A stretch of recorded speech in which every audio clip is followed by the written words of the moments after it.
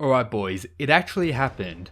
Guy Mikaku lived up to his hype all the way back in Kengan Ashura. After all this time, we've got subtle hints here and there about the legend of Guy Mikaku.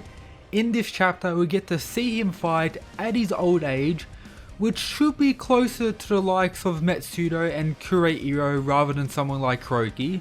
So man is an ancient being at this point, and he's able to low diff a direct subordinate of the worm. For example, someone who had the same rank as Naden. Guy Mikaku is able to get rid of him with absolute ease. Greatness. This is what we love to see. We have a lot to talk about today. We have Retsudo stuff from last week. We have inside expansions, which is great to see. And of course, Guy Mikaku, Garuki, and a few other things. But first, make sure you subscribe for more Kengan content. Take note, the next season of the Kengan Ashura anime has an official release date. I covered it in this video here, but this is the release date on screen now. I'm very hyped. September this year is going to be amazing.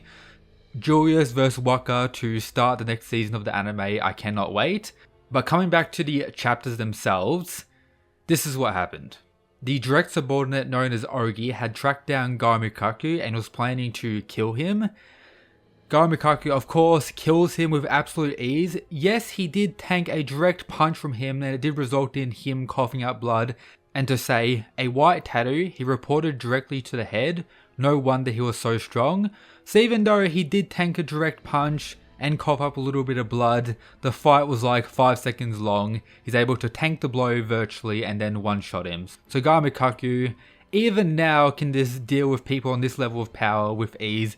Imagine what he was capable of when he was younger, when he's referred to as a one-man army. Pretty wild stuff, potentially the strongest character in the all of Kengan. But we get to finally learn what his overall goal is, which explains a lot of stuff in the Kengan Ashura Kengan Omega story so far.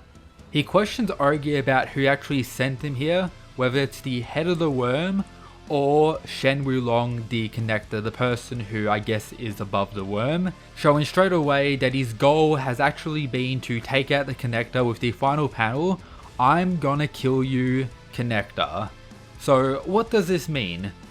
If you don't remember, Guy Mikaku is the one who created the Nico style, the master of Oma's master, and I guess the first master of the Tiger Nico.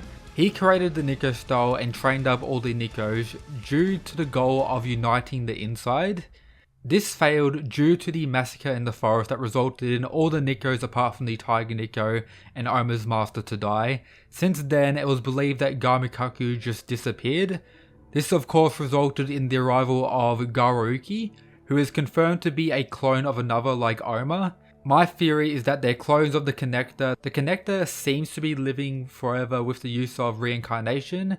It's most likely the case that Garuki, considering that the worm's after him, Naden referred to him as the connector as well, that he's going to be the next vessel for Shen Wulong. Shen Wulong probably had a major role in all the Nikos dying. I'm guessing the Tiger Nico was kinda influenced to join the worm or influenced by the connector's power to pretty much trade sides. That resulted in the whole massacre, resulting in all the Nikos to die. Guy Mikaku to I guess abandon the Nico style, potentially steal Garuki and potentially Oma as well. We don't know about Oma, but definitely Garuki. Train him up to potentially replace him when he actually does die. But all this connects to one thing, Guy Mikaku wanting to kill the connector, which is finally confirmed here. I was expecting this, but getting confirmation is absolute hype. And all this is kind of confirmed by the following statement from Mikaku this chapter. "Your boy Roruki is right here with me." This is of course in reference to the connector, so your boy Roruki. So it makes sense, Guy Mikaku stole the main vessel of the connector Roruki, turned him into a worm killer to get back at the worm. So yeah, all of this has finally come full circle and we finally know a lot more about the Guy Mikaku narrative in the story and the whole worm stuff and what's going on regarding that, Garuki, everything. It all makes more sense now and I'm very thrilled. I get the sense that if the connector is actually in the inside and they do meet one another, I think Guy Mikaku, due to his old age, will most likely end up losing that fight and actually dying, and that will be a major step up for Garuki's character in the future of the story. Of course, there is a possibility that the worm could actually take him as well, but that's a whole possibility. Koga's in the inside as well. Koga could witness this whole situation. We could have Oma who's fighting the Tiger Nico. There could be some very wild stuff up and coming in this arc, and I am absolutely excited.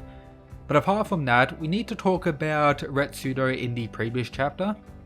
So of course, as the test fighter, he was able to low diff his opponent. We get it confirmed that he no slat as expected, as Misasa is his master. He's also an expert weapon user, as we've seen in Kengan Ashura, but this is really the first time on screen that we've got to see him really fight.